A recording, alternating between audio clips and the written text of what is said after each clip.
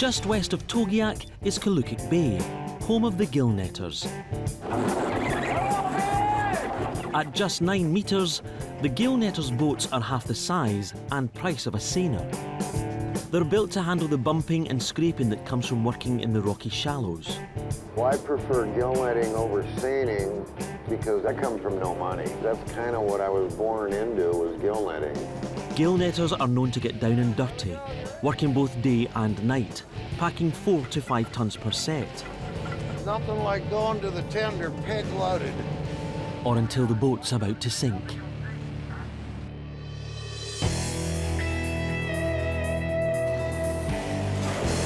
Biomass is approaching the shallows and looks Just good. another beautiful day in Togiak. The biomass of herring have begun their approach to the shallows. Crews across the fishery gear up for the frenzied start of the season. 24227. Over on the gill netter, Jimmy Jeff 2, a 100-fathom net is loaded onto the roller. It's our lucky net. Yeah. Captain Jeff Songstad is known for his hair-trigger temper. Look at the back of the boat. When it says Jimmy Scotty, we'll do it that way. Until then, we're doing it my way. He's been fishing his way in Togiak for 14 years. It's a lifestyle. It's a way better deal to work for yourself, no matter what you're gonna do. Oh, yeah, yeah! God, I love fishing like this. First set of the year, you know. I'm getting a little nervous. But I like it. Captain Mark Bird Dog Ludwig steers the crew of the Eden into the rocky shallows, where prime fish will be swarming to lay their eggs. Let's go see if we can get inside that ball. He's hoping to pack his boat with 500 tonnes of herring, which would earn over $62,000. A lot's at stake. Bills need to be paid. Money time right now. So we're gonna try and cut this gap. Manoeuvring near the rocks is dangerous, but it could net Captain Mark prime roll. There's just no room for mistakes right now, so I'm gonna try and get by this buoy. Tell me when I'm clear! Let me know!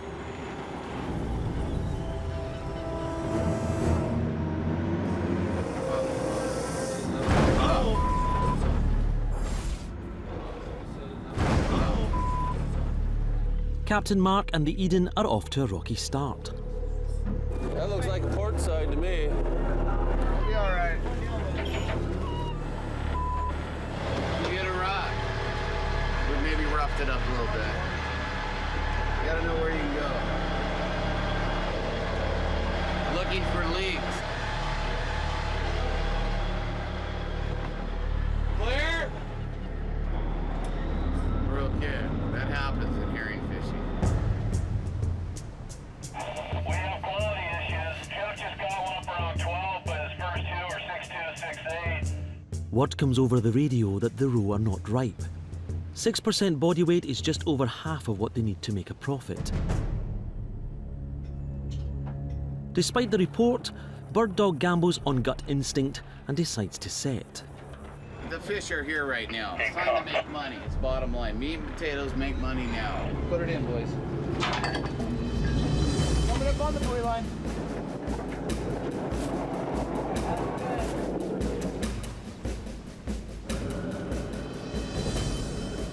Right now, the net's out. The whole 100 fathom. A gill net is an undersea wall of nylon mesh, dropped directly in the herring's path as they go to lay their eggs. The openings are wide enough that the herring can swim in, but not through. When the herring try to swim backward, their gills are snagged on the webbing, hence the term gill net. To haul the catch weighing up to 4,500 kilos, a hydraulic-powered drum both reels in the net and shakes the fish loose.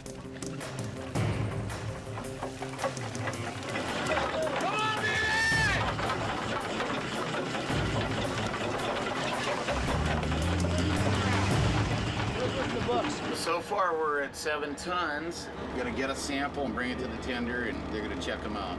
The Eden has 6,300 kilos of fish. If the roe is ripe, it'll earn them a quick $2,000. If not, the loss in quota could cost them nearly as much. North of Kalukik Bay, small catches of herring are being tested for ripeness. That's just what we want for a sample.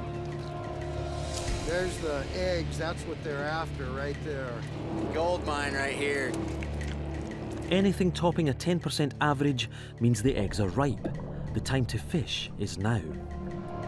400 million herring can't be wrong when it's time to. It's time to. We got the gun that's going off.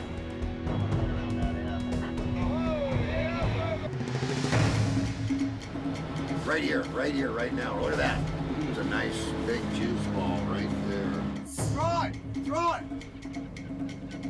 The gill netter Jimmy Jeff 2 cast their nets for the first time this season. Season has begun. Yes. Right on top of it. Yeah. Looks good. Woo! Yeah, buddy.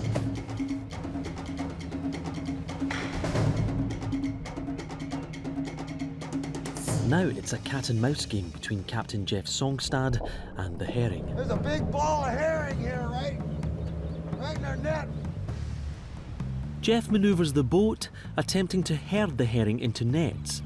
It's a tricky move. If he cuts across the school, he could scatter the fish and lose the whole catch.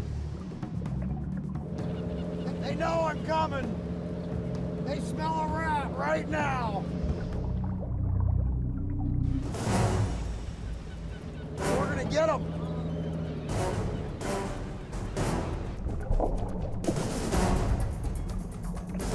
There, look at that. It's sunk. Yeah! Yeah! Get in there, yeah! This way. But we have it because it'll beat the fish out of the net. You see the way this fish will come up like this? Well, this thing will violently shake it out.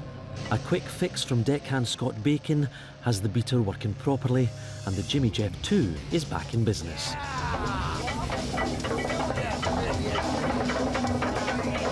See the way that net works? Oh yeah, we got him! Yeah, baby! This is a good set. We're getting them. The Jimmy Jeff 2 crew brings in a 4-ton set. It's a quick $500, but a long way from their goal of 400 tons for the season. We pulled this off perfect, except for the beater hooked up backwards, which I'm embarrassed to say that. There's a significant amount of spawn right around the corner here. So all the sanders and tenders are hauling ass. It's like musical chairs right now. You want the first set to get ahead of the fleet. You want to be the first guy to fill up a tender. Then you're that far ahead of everybody. Making a set. Making a set. Got our plane right above, circling. Herring, they must have been good. We're fishing, man! The whole fleet followed pretty much 2 or 3 boats, and they did a couple test sets, and nothing was ripe again. They'd probably right this evening, afternoon, start checking again, and do the same damn thing until we find some good fish, and then it's go time. Now all the fishermen can do is wait for the herring to ripen.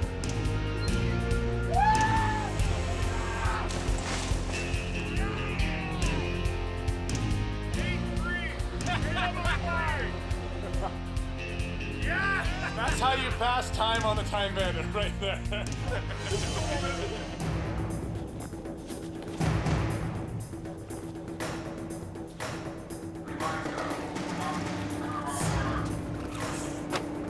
It's gonna be fish, fish, fish, fish. The Time Bandit lowers its submersible pump into the water. Okay! The pump uses powerful hydraulics to fill the Time Bandit's hold tanks at a rate of a ton per minute. These pumps are awesome. Put it in, turn it on wide open, and watch her fill up.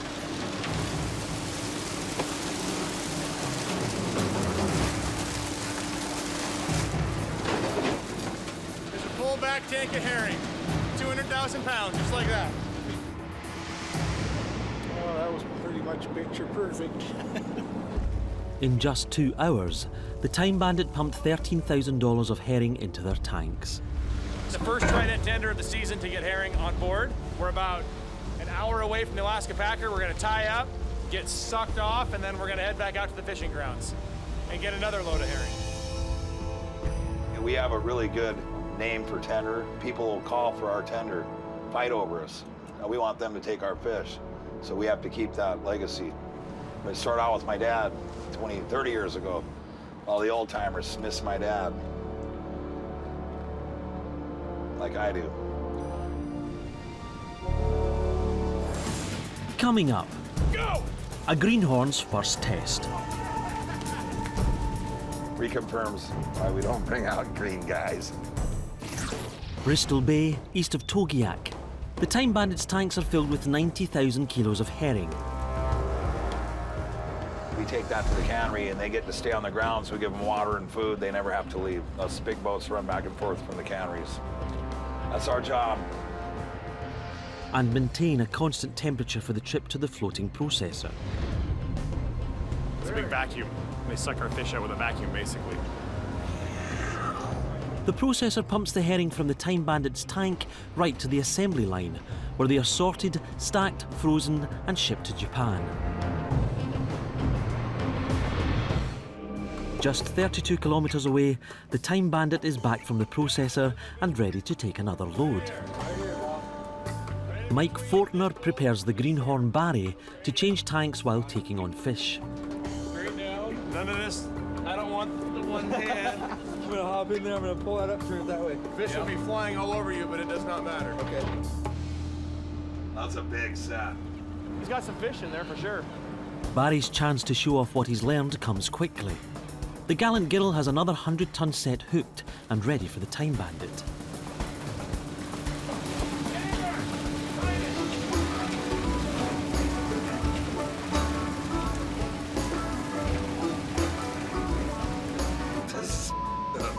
Here.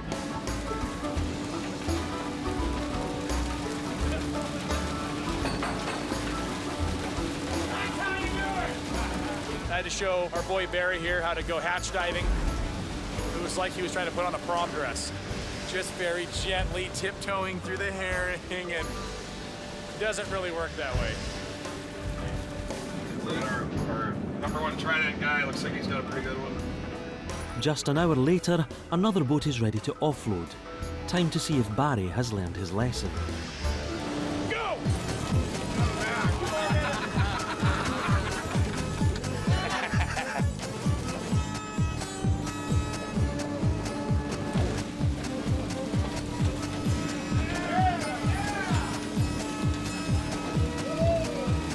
Don't know about him yet.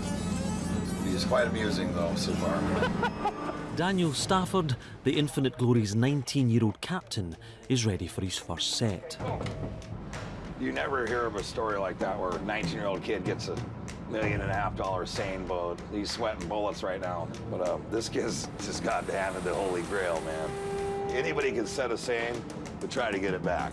Knowing And keeping the how to hold the fish in there and hold the shape, yeah, when to the purse. shape, keeping that shape. It's an art. It's a fine art.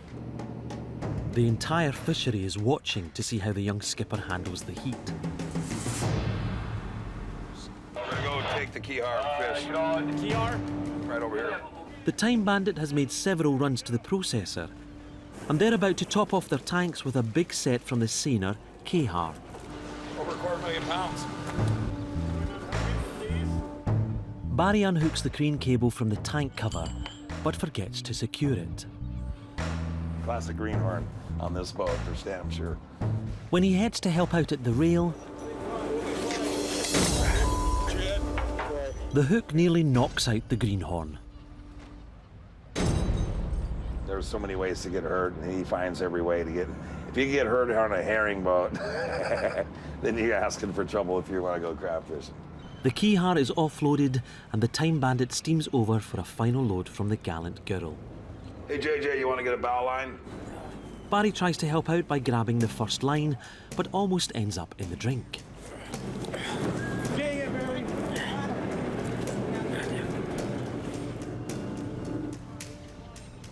Then he uses his head to stop the steel hook one more time. I hit my head twice. Hit me right in the head, smack, bam. Can you see it? It hurt, dude. Hundreds and hundreds of crew members, but he's as green as they come. Later that day, Jonathan calls Barry to the wheelhouse. Feathers. Yeah.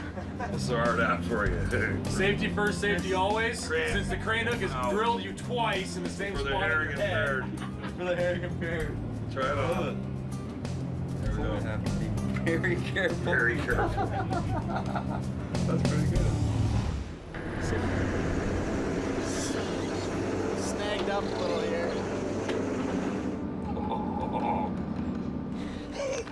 Oh no, don't do it.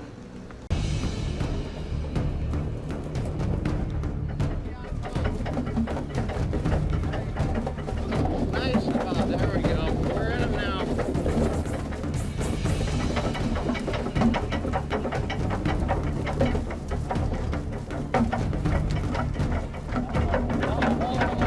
Whoa. Roll her off, roll her off. We gotta be easy here. We just ripped a hole. How bad? A huge haul like this puts enormous strain on the gear. Their net is tearing from the weight, and their hydraulics are beginning to give out. If that happens, their season's over. We like to call that every window has a face. It means every mesh is full. Okay, Jeff. Yeah. Turn the roller on nice and easy. And then just come up on the net nice and easy. Ease it up. Just get this rolling and get this big slab. Broke over the edge. Bunch it together. Clayton wrestles the net to hold it together.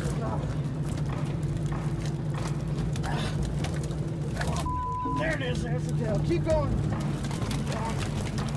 Keep going. Okay, right there. Hold it. We got it. We got it. We got it. Is it broke? I don't know. Or are we splitting it? Keep going until we get it clean. I can keep going on this side. It's splitting. Now the problem is too much fish. We're already. We got too many. She's just tearing out. Lost her. Yep, two fish. They struggle to get the net on board piece by piece. The gill nets are fragile. These nets could rip apart, and then it costs them the whole day, which is a tenth of their season. But the net is destroyed. We're just gonna try and get our lines back. It's sad, but A shredded net isn't their only problem. My scupper's gone. it's gone. Gone. Huh? I can't hear you. The scupper plug's gone? Damn it, Scotty, we're starting to list on that side. Are we taking water? When weighed down with herring, the scupper plug stops water from filling the boat. The Jimmy Jeff 2 is sinking, and so is their season. Without the scupper plug, they're sinking. And Captain Jeff needs to dump his fish or he'll lose his boat. Keep calm, Jimmy Jeff. Looking for a net? Well, yeah, but not right now. I got bigger issues. Hey, I've lost my scupper plug on the starboard side. I think I'm taking water on that side. I don't know how close the Husky is to unloading, but any shot I could go to the Oregon? Yeah. Thank you. Captain Jeff finds another tender close by that's willing to take their haul, if they can get there in time. This list isn't getting any worse, is it? Our scupper's gone. I mean, by the time we get up there, it could be too late. So we definitely need to get these fish off. Which side?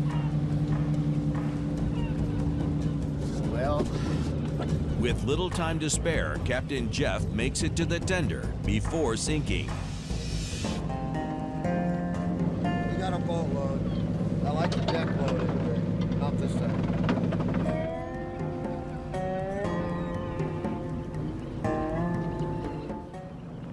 getting towards later on at night, so We're putting on the infamous jacklights. The trick to night fishing Throw it! is being able to find your net. They're very temperamental. They don't work real well. A strobe called a jacklight is connected to their buoys for illumination. Jeff herds the herring toward the net.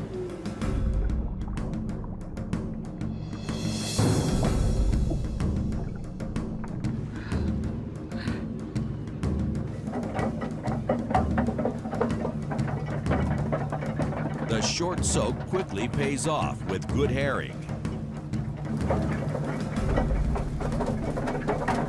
Oh, that was a good shake. That was a good shake. We weren't on that but 20 minutes or so, and no, that was good. That gets us back in the game here. As night falls, Captain Jeff resets. Okay. Hey, Scotty. The jacklight's not working. Captain Jeff loses sight of the net. Damn it! Jacklight. God. It's been one of the worst nightmares of my life with gill netting, trying to keep a jacklight going. I don't get it. You buy new, it just don't seem to work. I don't know. Their net is adrift and invisible to other boats. If another gill netter runs it over, the prop would shred the gear, not to mention lose the catch. There it is. Just on the other side of your light. 50 yards. Your light will be right on it. I got it. Go ahead and get ready to grab it. They get lucky and find the net, but the jacklight is broken. We found it.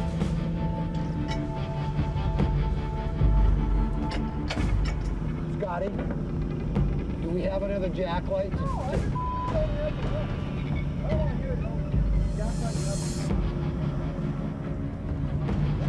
Give you a hassle. Why not bring a spare? That's your job to make sure I have No, it is spares. not my job to supply the boat with materials. No, it is Hang not. on. Look at the back of the boat. What's it say? It says Jimmy Jam. Yeah, well, when it says Jimmy Scotty, we'll do it that way. Until then, we're doing it my way.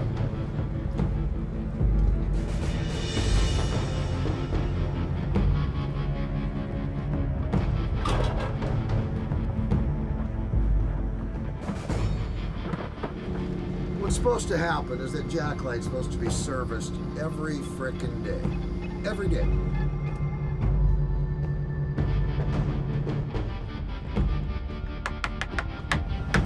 I guarantee he's out there praying. I hope that I'll make that thing work. You know it is. Oh, you know he's in there going, he can't get it to work. Guarantee it. Okay. Is it working? I'm happy. Go put it on. I'll clean up my mess. A jury-rigged jacklight is better than no light at all.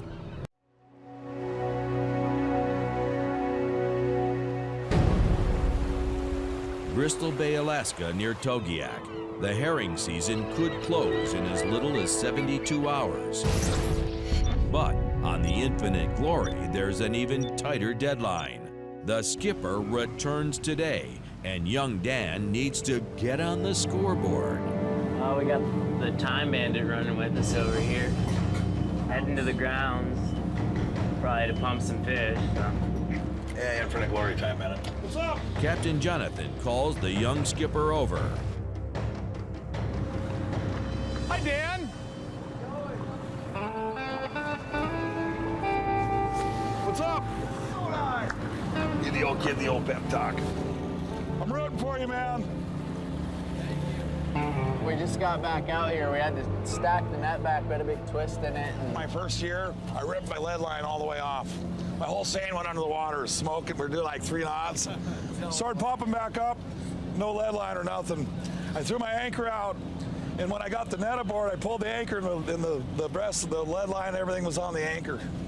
Got lucky, sewed it back together. I got 60 tons the next day. I know your pain. It's not that anybody can set a seine, but it's hard to get them back. You look good, man. Look like you know what you're doing. You don't need the old man to come back. I don't know about that. Yeah, good luck, guys, man. I'm rooting for you. You'll get it, man. 7 days and 0 fish. This is Danny's last shot at redemption. We just have to be patient here.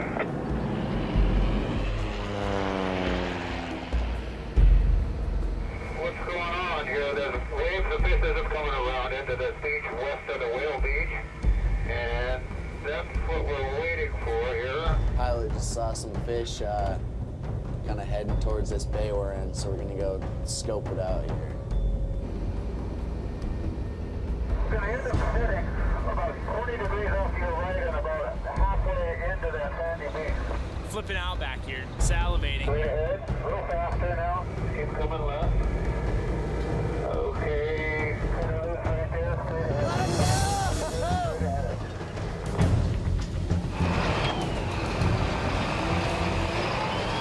A little bit of speed now. Straight ahead. Do not turn. Straight ahead. Do not turn.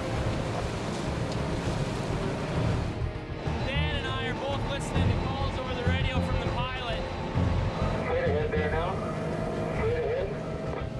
He's kind of guiding us and letting us know which way to turn and how fast to go here. That way we don't tow over the fish or let the fish get out of the net. Deckhand Matt encircles the school with the net.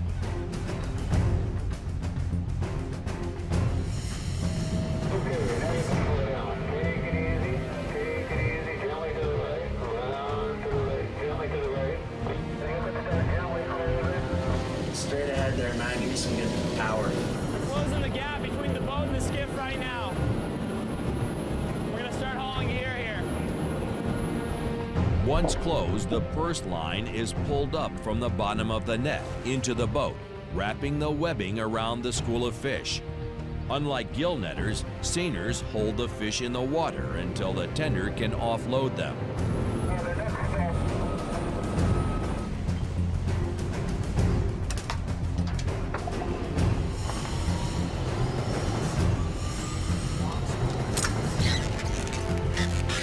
We got him. You can see him back there boiling.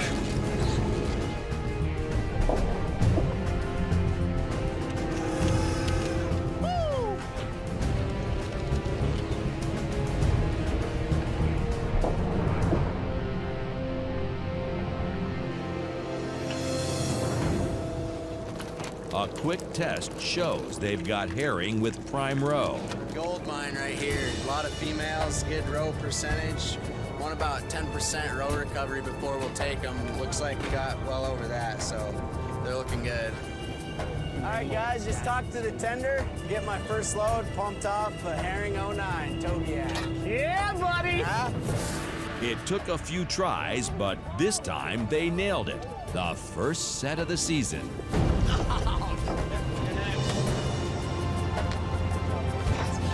Big razzle, dude. All right, dude. Sweet, the kid came through. Yeah, after not catching anything, finally wrapped up some fish here, and everything went smoothly and kind of brought the Infinite Glory back up to its name, so I'm stoked on it. Yeah. I think all the tenders are at capacity, so he just pleased this last one. He's lucky. Just hours after the Infinite Glory and stand-in skipper Danny made their first successful set, Captain Tom Stafford returns.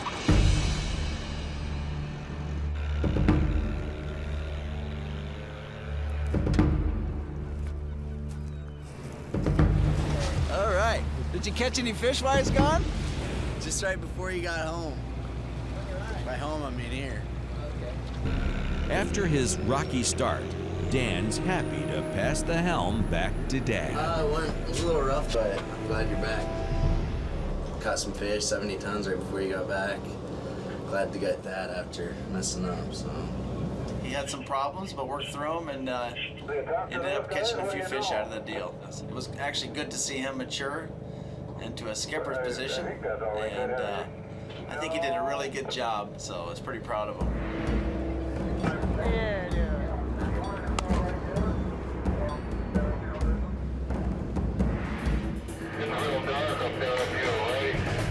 spotter pilot radios Tom.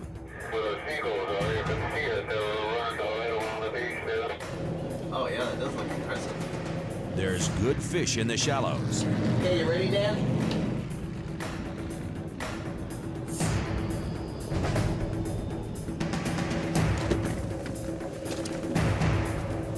Setting this close to shore takes the skill of a veteran. Dad'll just set wherever and scrape them off the rocks. Doesn't matter. He can get them wherever they are. So he's just good, I guess. This is what we live for as fishermen. Nice, beautiful day, and the fish just pouring down the beach.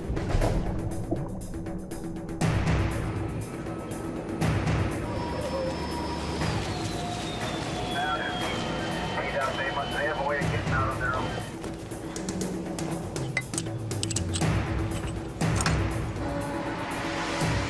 Oh, we're just pursing up the net here. You see the fish?